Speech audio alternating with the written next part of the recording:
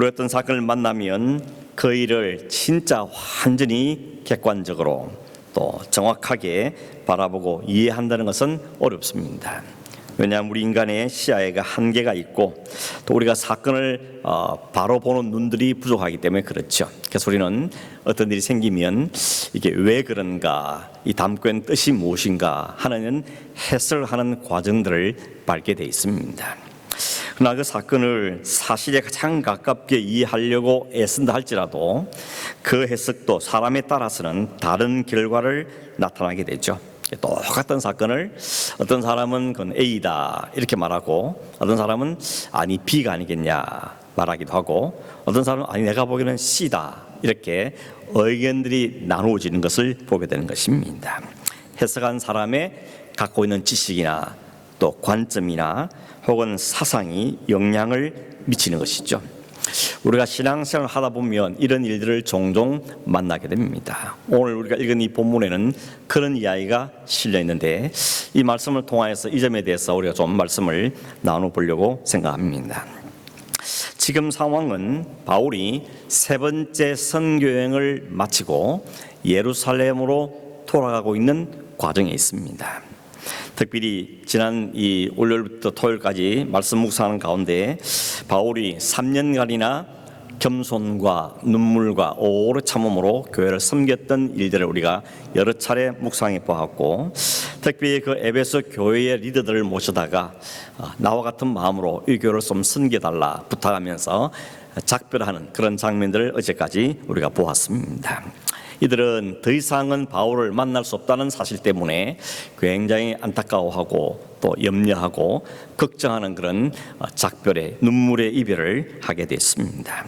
그럼 오늘 21장에 들어왔는데 이 바울 일행이 그들과 헤어진 다음에 예루살렘으로 가기 위해서 갔던 여행의 경로를 소개를 하고 있습니다.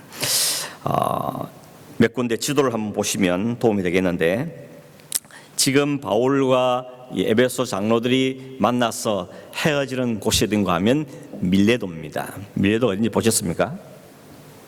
네, 밀레도에서 헤어졌습니다. 그리고는 거기서 배를 타고 남쪽으로 약 한 68km쯤 들어있는 작은 섬인 고스라는 곳으로 가게 됩니다.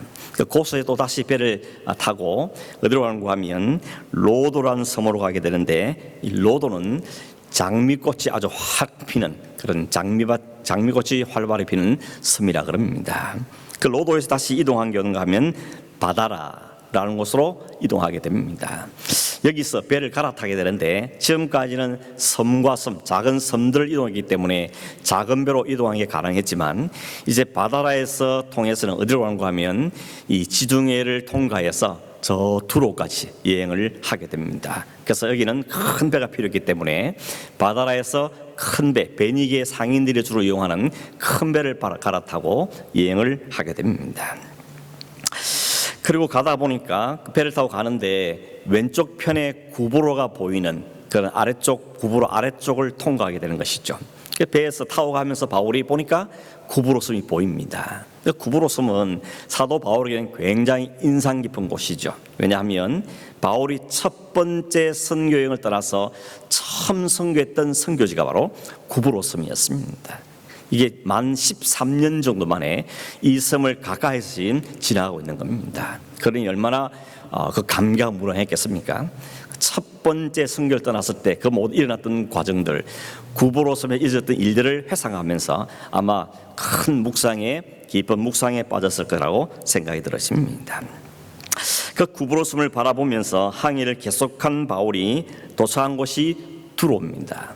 두로에서 상륙하게 되고 거기서 예수 믿는 형제들과 함께 한 일주일 정도를 교제한 다음에 그 다음에 떠나게 되는데 그 두로에서는 제자들이 바울에게 우리가 성령의 감동을 받았는데 바울 선생님 예루살렘으로 가지 마십시오 라고 말립니다. 두로에서 아래로 내려가면 예루살렘이 있기 때문에 두로에 있는 제자들이 성령이 우리에게 감동을 주시기를 당신은 예루살렘 가면 안 됩니다 이런 이야기로 말했는데 바울은 그 만류를 물리치고 다시 여행을 하게 되는 것입니다.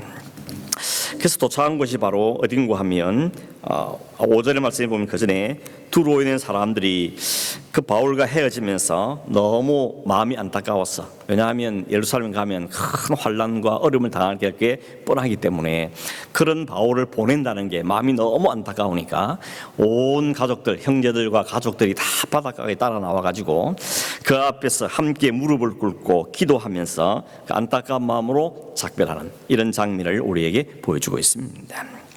그 투로를 떠난 이들이 약 35km 남쪽에 있는 돌레미아에 도착을 하고 거기서 하루를 머문 다음에 다시 내려갑니다. 내려가서 도착한 곳이 바로 약 한 60km 아래쪽에 있는 남쪽에 있는 가이사라라는 곳에 도착을 하게 됩니다. 가이사라는 이제 예루살렘이 가까이기 때문에 거의 이제 예루살렘 도착했다는 정도를 의미하고 있습니다. 가이사라는 도시는 여러분 들어봤을 텐데 여기는 로마의 총독이 머물고 있는 곳입니다. 그 유대 지역을 통치하는 로마의 총독이 머물고 있는 그 당시 이 지역의 행정 도시다 이렇게 말할 수 있는 중요한 도시입니다.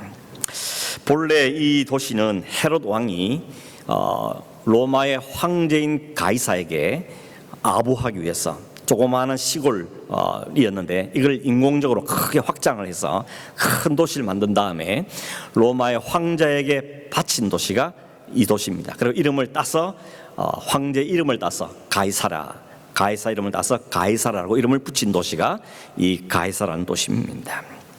이 도시에서 바울은 누굴 만나는가 하면 빌립을 만나게 됩니다. 빌립은 여러분 아시는 것처럼 빌립은 예루살렘 교회 처음 7명의 집사를 세울 때 포함되었던 분이 바로 빌립이죠. 이 바울과 빌립이 몇 년 만에 만나는가 하면요, 한 20년 만에 만나는 겁니다. 20년 전을 거슬러 가면 바울과 이 빌립의 관계는 어떤 관계인가 하면 빌립이 예루살렘 교회의 집사가 돼서 성령 충만하고 지혜가 충만해서 하나님의 말씀을 전합니다. 그런데 그 당시 바울은 예수를 만나기 전입니다. 그러니 바울은 오히려 예수 믿는 사람을 잡아주기 위해서 아주 혈안에 있는 그런 상태였죠. 그래서 바울이 우리가 아는 것처럼 스데반을 죽이는 데 가장 앞장섰고 스데반이 죽은 다음에 그 스데반의 죽음을 계기로 예루살렘 전체에 큰 박해가 일어나게 됐죠. 사도들 빼고는 대부분의 그리스도인들이 다 뿔뿔이 흩어지게 됩니다. 그때 이 빌립도 어디로 가는가 하면 북쪽에 있는 사마리아로 가게 됩니다. 거기 가서 복음을 전하고 그랬더니 성령이 빌과 함께 하심으로 중풍병자가 낫고 걷지 못한 사람이 낫게 되고 귀신이 쫓겨나는 이런 일들이 벌어지고 그 사마리아 성에 믿는 사람의 수가 확 늘어났다고 이야기하고 있습니다. 그렇게 사역하고 있는 빌립을 성령께서 말씀하시죠. 빌립아, 내가 가라는 곳을 가라. 어디로 갈까요? 저 가사로 내려가는 길에 가면 내가 만나야 될 사람이 있는데 거기서 내가 만난 사람을 만나야 된다라고 보내게 된 것입니다. 거기서 누굴 만나는가 하면 에티오피아에서 온 네시를 만나게 되죠. 이 사람이 예루살렘에 왔다가 돌아가는데 돌아가는 길에 마차를 타고 수레를 타고 가고 있는데 그 앉아서 이사야 성경 말씀을 읽고 있었습니다.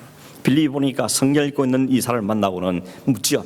당신 읽고 있는 걸 깨닫습니까? 물었더니 가르쳐 주는 사람이 없어서 내가 읽긴 있는데 이게 무슨 내용인지 무슨 의미인지 깨닫지를 못하고 있습니다. 혹시 내게 할 말이 있거든 수레에 올라오십시오.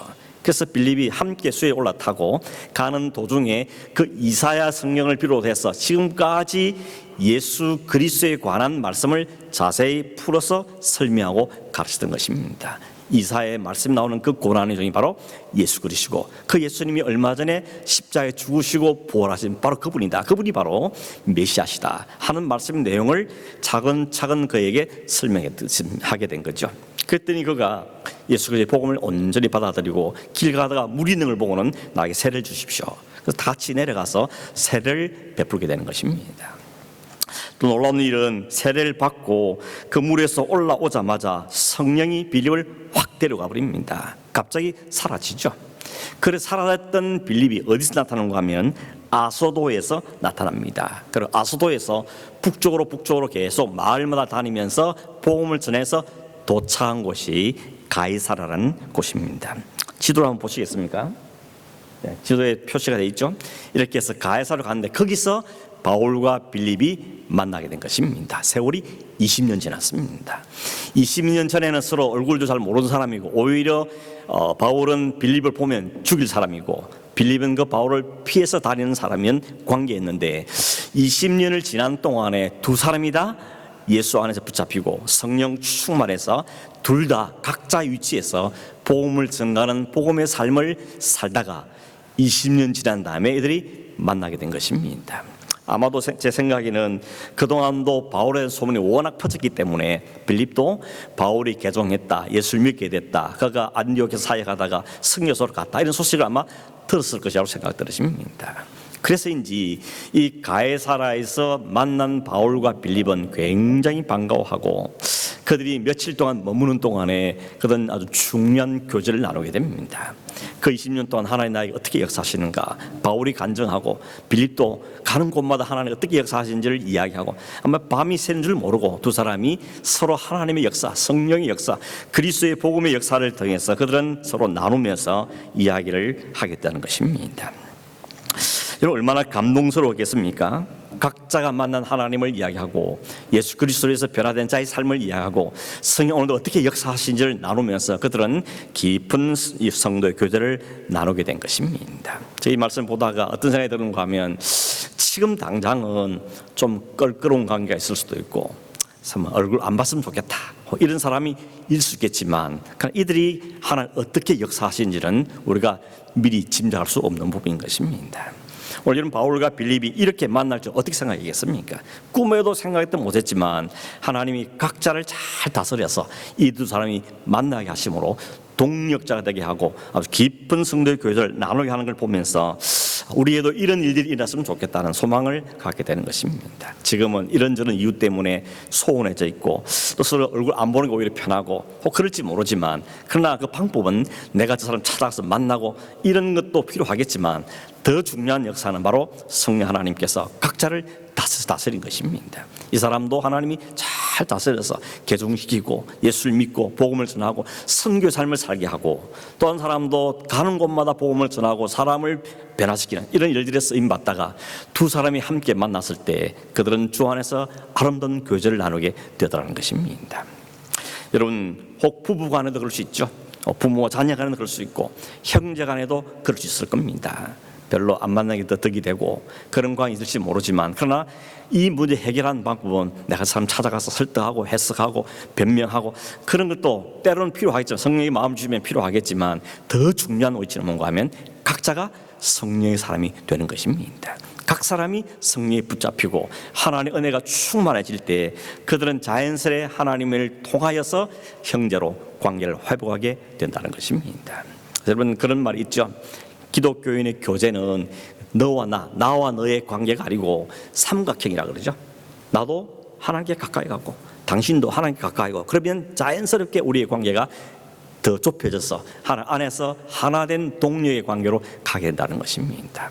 혹 여러분 그런 분이 있으면 기도하시길 바랍니다. 하나님, 나도 바꾸시고 변화시키고 성숙시켜 주시고 저 사람도 변화시키고 성숙시켜 주셔서 우리가 주님 안에서 우리 자신을 발견하고 하나님을 알고 그리스도 안에서 우리가 하나됨들을 확인할 수 있는 그런 좋은 관계를 맺어갈 수 있도록 우리 가정 안에서 올순 안에서 혹은 소원한 형제들 가운데서 이런 역사들이 일어나기를 소망하고 꿈을 꾸고 기도하는 그런 우리가 되기를 간절히 바랍니다. 9절 이하에 보면 바울이 전도자 빌립의 집에 있을 때 일어났던 한 이야기를 소개를 하고 있습니다. 빌립에게는 딸이 네리스다 그랬죠. 근데 그 딸이 다 처녀이고 예언하는 은사를 받았다고 이야기합니다. 그 이유를 밝힌 이유는 아마도 이 빌립의 가정이 그 딸들과 함께 교회의 중요한 직책을 맡고 받은 바 은사를 갖고 이들을 잘 섬기는 가정이었던 것 같습니다. 은혜가 충만한 귀하게 쓰임받는 가정이었던 것 같습니다. 특히나 예언하는 은사도 받았다는 것입니다. 그런데 10절에 보니까 바울이 그 집에 머물러 있는 동안에 아가보라 하는 한 선지자가 유대에서부터 가이사라로 왔다 그럽니다. 그렇게 와서 하는 일이 뭔가 하면 이상한 행동을 하는데, 그 집에 머물고 있던 바울의 허리에 띄고 있던 띠를 가져가더니 자기 손을 묶고 자기 발을 묶더라는 것입니다. 그런 하는 말이 성령께서 내게 말씀하셨는데 이 띠의 임자가 이렇게 손발이 묶여서 이방인에게 끌려가서 넘겨야 될 거다라고 성령이 말씀했다는 것입니다. 이 아가보라는 사람은 11장에도 나오는데 이 사람이 안디옥에 와서 온 천하가 흉년이 될 거라고 예언을 했는데 이 예언이 글라우디오 황제 때 그대로 이루어졌습니다. 사람들이 야, 아가보는 대단한 예언자다, 대단한 하나님의 사람이다, 이렇게 소문이 나인 사람이 아가본 것입니다. 이 사람이 그런 예언을 하고 몸짓 예언을 하니까 사람들이 마음이 쏠 수밖에 없는 것이죠. 저게 진짜 하나님의 말씀인가 보다, 성령의 역사인가 보다 라고 생각을 하게 되는 것입니다. 여러분, 성경 특히 구약성경에 보면 하나님 선지자들 보내가지고 하나님 말씀을 전하는데 워낙 안 들으니까, 말씀 잘 안 듣고 하면 하나님 때로는 행동을 통하여서 메시지를 전하는 경우가 종종 있습니다. 한 가지 예를 들면 열왕기상 11장에 보면 솔로몬이 범죄해서 하나님께서 그 땅을 나눠버리죠. 남쪽 유다와 북쪽 이스라엘로 쪼개버립니다. 그때 남쪽 유다는 솔로몬의 아들이 왕이 되지만 북쪽 이스라엘은 여로보암이라는 사람이 왕이 됩니다. 그 여로보암이 왕이 되기 전에 하나님께서 아히야 선지자를 그에게 보냅니다. 그리고 하나님 메시지를 전달하는데 아히야가 여로보암을 길에서 만나자마자 자기 옷을 벗더니 옷을 찢는데 12조각으로 찢더라는 것입니다. 12조각이라는 것은 12지파를 의미하는 것이죠. 그 중에 10개, 10조각을 여로보암에게 주면서 하나님께서 이 솔로몬의 나라를 쪼개서 너에게 10지파를 맡길 거다 라고 몸짓으로, 행동으로 예언을 하는 장면이 나옵니다. 이런 일들이 참 많이 나오는데 오늘 여기 등장하는 선지자 아가보도 마찬가지인 것이죠. 예루살렘에 가면 이 띠의 주인, 즉 바울이 큰 환난과 결박을 당하고 이방인, 저 로마 사람들에게 넘기게 될 거다 하는 예언을 하게 된 것입니다. 이 예언을 누가 보고 들었는가 하면 바로 빌립도 보고 들었고 딸들도 보고 들었고 바울과 함께하던 누가나 여러 일행도 함께 듣고 본 것입니다. 그걸 보고 들었다는 것이죠. 그들을 들은 말이 바로 예루살렘에 바울이 올라가면 이런 일을 당한다 하는 것이었습니다. 그 이야기를 듣고 사람들이 어떻게 반응했습니까? 울면서 통곡하면서 말립니다. 바울에게 가면 안 됩니다. 이렇게 성령이 우리에게 확실히 보여줬기 때문에 당신 가면 안 됩니다 라고 말린 것입니다. 한 번만 말린 게 아니고 그 동사를 보면 이든 내내 아침 저녁으로 얼굴 볼 때마다 가지 말라고 그렇게 말했던 것 같습니다. 그런데 바울이 어떻게 반응합니까? 바울이 이렇게 말하죠. 여러분이 어찌하여 울어서 내 마음을 상하게 합니까? 그리고 말하기를 나는 주 예수 이름을 위하여 결박당할 뿐 아니라 예루살렘에서 죽을 것도 각오하였노라 라고 대답한 것입니다. 바울은 예루살렘으로 올라가지 말라고 울면서 눈물로 말하는 사람들의 말을 듣고 일단 마음이 상한 것입니다. 너무 인간적인 감정에서 마음이 안타까운 것이죠. 더군다나 누가나 또 디모데나 함께한 일행들은 누구보다 바울의 가는 길을 알고 바울이 준 사명이 뭔지도 알고 바울이 지금 왜 그렇게 가는지도 뻔히 알면서도 불구하고 그들이 바울의 심정을 알면서도 불구하고 바울을 말린다는 사실 앞에 바울은 마음이 너무 힘들고 안타까웠던 것입니다. 빌립도 그러죠. 그리고 딸들도 마찬가지고 그들이 바울에게 눈물로 호소하면서 가지 말라고 할 때 바울은 인간적인 심정으로는 마음이 찢어지는 것이죠. 마음이 안타까운 것입니다. 그러나 바울 아주 단호하게 분명하게 말하죠. 나는 주 예수께 받은 사명을 위해서는 결박당한 것 아니라 거기서 죽어도 나는 거기를 가야 한다라고 분명하게 대답을 하는 것입니다. 여기서 우리가 보는 바울은 뭐가 중요한 사람입니까? 딱 눈앞엔 상황이나 사람들의 말보다는 내가 받은 사명, 내가 가야 할 일, 내가 해야 될 일과 가야 할 길, 거기에 대해서 바울은 훨씬 더 중요함을 갖고 있다는 것입니다. 예루살렘 가면 나도 안다는 겁니다. 거기 가면 얼음이 있고 핍박이 있다는 나도 안다는 겁니다. 20장 22절에 보면 바울이 에베소 장로님들과 헤어질 때 그렇게 말하죠. 내가 지금 예루살렘에 가는데 무슨 일을 당할지 잘 모르겠지만 그러나 각 성마다 갈 때마다 사람들이 얘기해 주기를 그게 결박과 환난의 날을 기다린다고 했다라고 이야기하는 거 보면 바울도 예루살렘 가면 어떤 일을 당하게 될지에 대해서 이미 알고 있다는 것을 알 수 있는 것입니다. 그러나 왜 고집을 부립니까? 그 길이 누구도 부인할 수 없는, 자기 자신 도무지 부인할 수 없는 성령께서 주신 사명이고, 자기의 분명한 사명을 주기 때문에 자기는 성령에 매여 사는 사람이기 때문에, 성령에 인도하는 사람이기 때문에 그 길을 가지 않을 수가 없다고 분명하게 이야기를 하고 있는 것입니다. 여러분, 그런 측면 오늘 우리가 도전받는 것은, 오늘 우리는 왜 사느냐, 뭘 살게 사느냐, 어떻게 사느냐가 참 중요한 것입니다.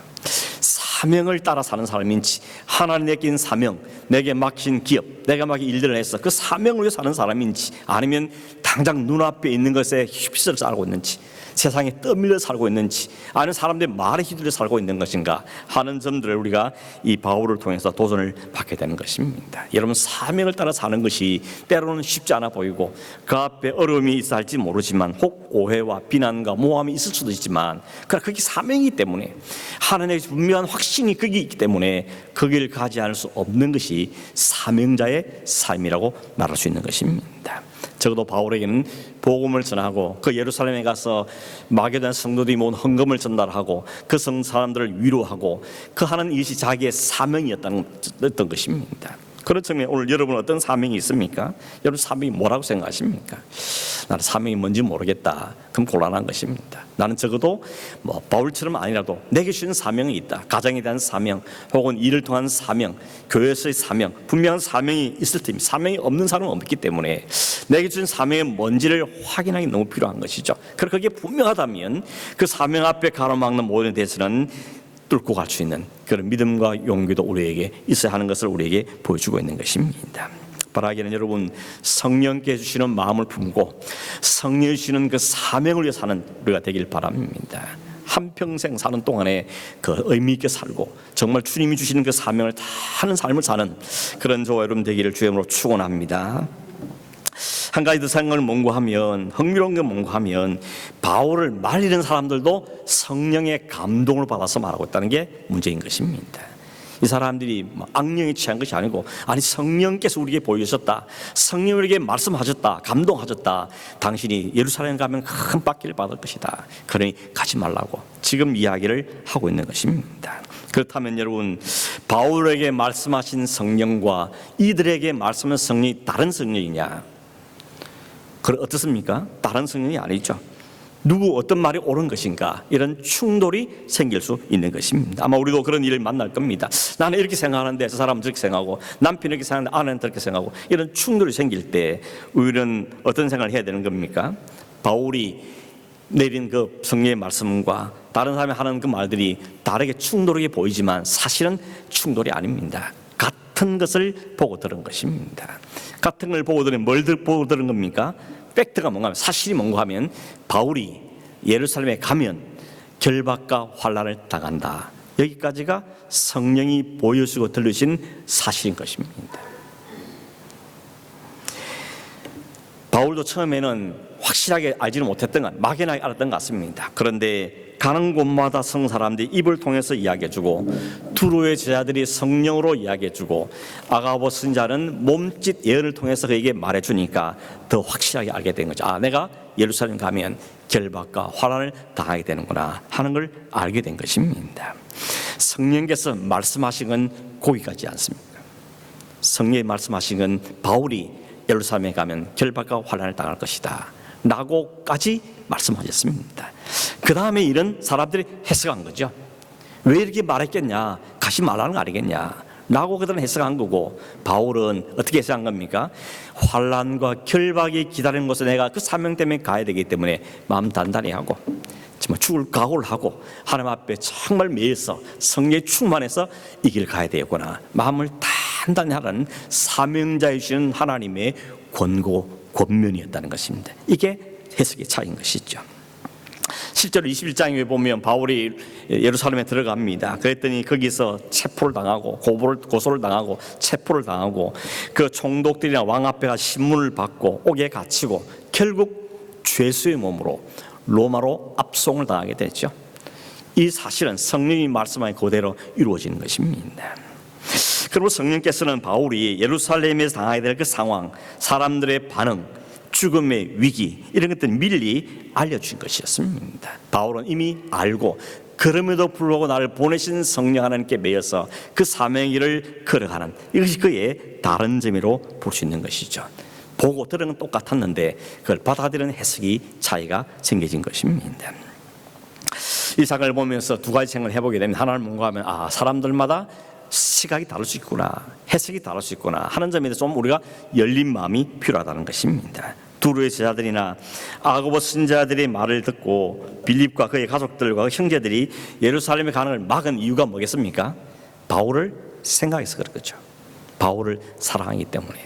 우리가 사랑하는 바울이 어려움 당하기 싫었어, 예루살렘 그 길박과 환난을 당한 것은 싫어서 만류했던 것입니다. 결국 이 해석 속에는 자기들의 감정이 섞인 것이고 자기들이 자의적으로 해석을 한 것이죠. 모든 상황과 사람들을 통하여서 안 가는 게 낫겠다라고 그들은 해석을 내렸다는 것입니다. 특히 아가보는 선지자가 몸짓까지 동원해서 예언하니까 사람들이 마음이 흔들린 거죠.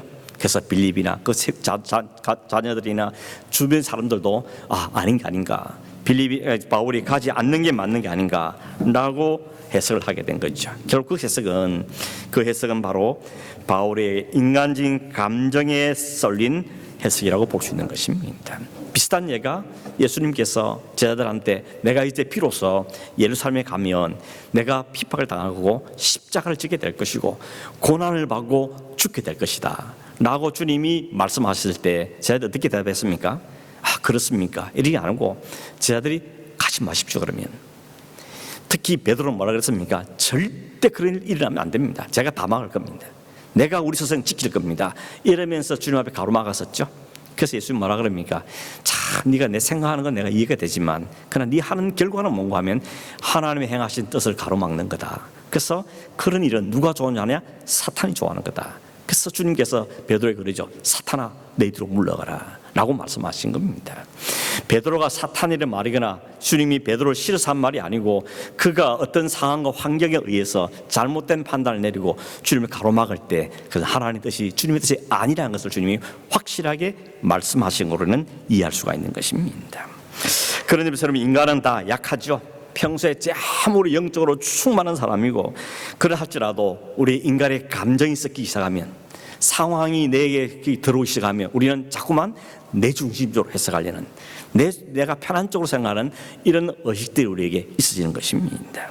그래서 결과적으로 그릇 판단하고 객관성을 잃어버리고 지극히 자기 중심적인 해석을 하고 만드는 것이 바로 인간의 모습인 것입니다. 이게 저와 여러분의 현실이라는 것입니다. 그래서 어떤 게 무서운 거 하면 나 기도했다, 기도 응답받았다 이렇게 하면서 막 주장하면 그 참 감당이 안 되는 것입니다. 기도하고 했다 할지라도 이게 주님의 뜻에 합한 것이 맞는 것인지를 또 확인하고 또 확인하는 그런 겸한 열린 마음이 우리에게 필요하다는 것입니다. 인간은 항상 이기지 않습니까? 팔은 안으로 굽는다고 꼭 내가 좋은 쪽으로 해석하려는 습관이 우리에게 배어 있습니다. 그렇기 때문에 우리는 겸허하게 자신을 내려놓고 자기 좋은 쪽을 희생한 것이 아니라 하나님 말씀에 근거해서 성령의 진전에게 또 확인하고 또 확인해주는 그 말씀의 진리를 알기 위해서 우리는 정말 말씀과 기도의 삶으로 가야 되는 것입니다. 그렇지 않으면 감정에 쏠리고 사람의 말에 휘둘리고 상황에 휘둘릴 가능성들이 너무나도 많다는 것입니다. 또 하나 주의할 게 뭔가 하면 우리는 항상 언제나 잘 되면 하나님의 뜻이라고 생각하는 경향이 많다는 겁니다. 왜냐하면 하나님은 선하시기 때문에 잘 되게 하신다는 이런 기본적인 걸 알고 잘 되는 게 하나님의 뜻이다 이렇게 생각하는 경향이 있다는 것입니다. 이것도 역시 인간의 약함이고 악함인 것이죠. 여러분, 일이 잘 되는 것이 하나님의 인도하심이고 여러 어려움이 없는 것이 성령의 인도하심이고 위험이 없고 위험이 있어도 금방 확 피하게 해주는 그것만이 하나님의 뜻이다, 하나님의 축복이라고 생각하는 것은 오산인 것입니다.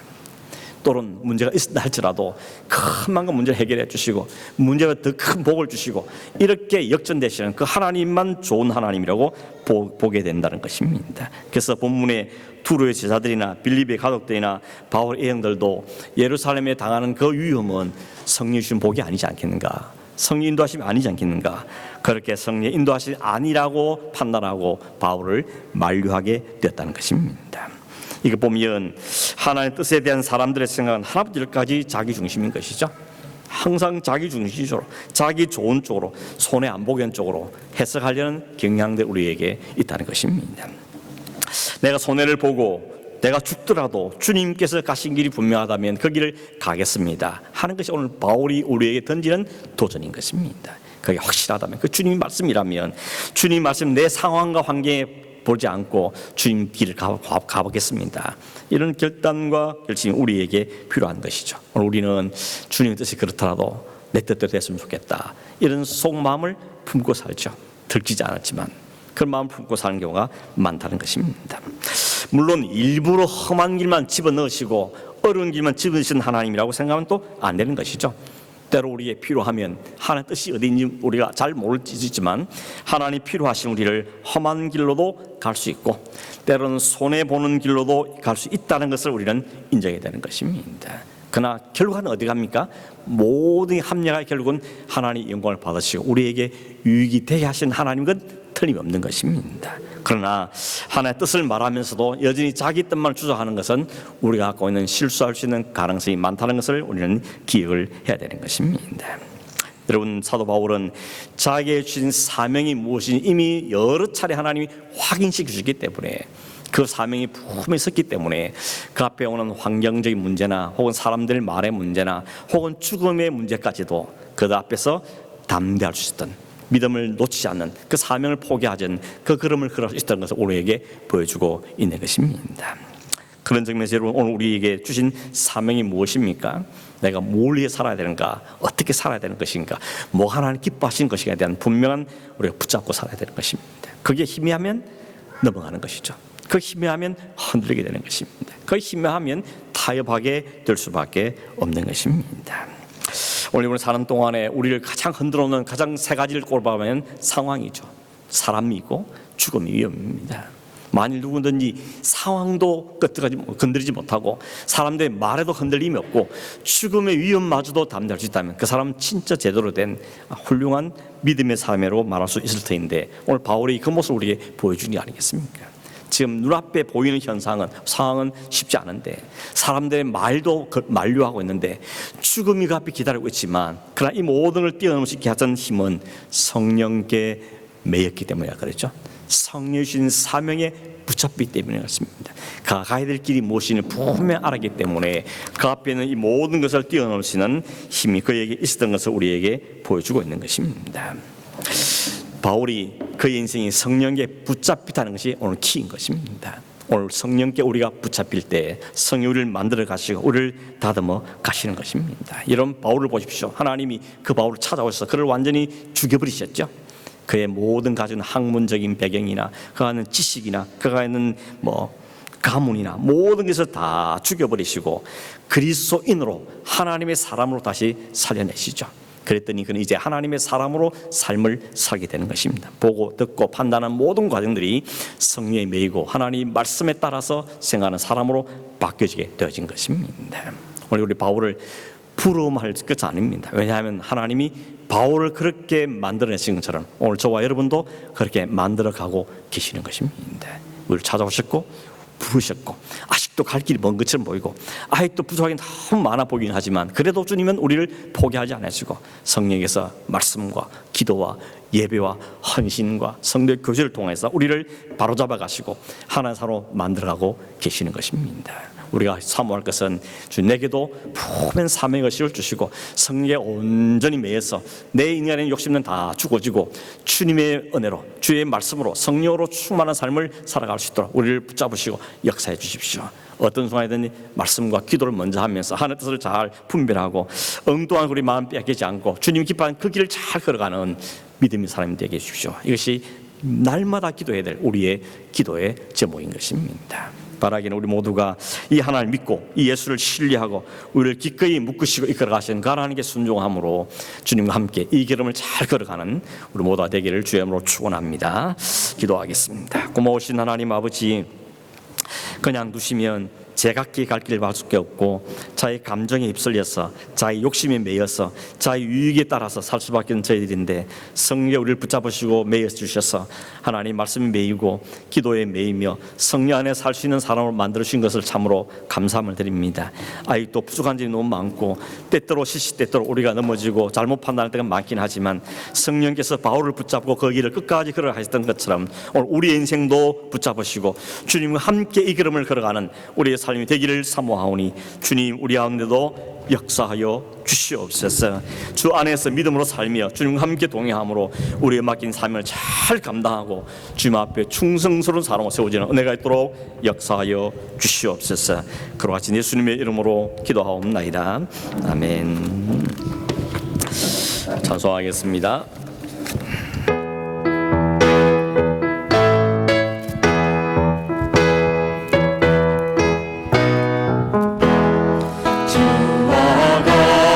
길 가는 것 즐거운 일 아닌가. 우리 주님 걸어가신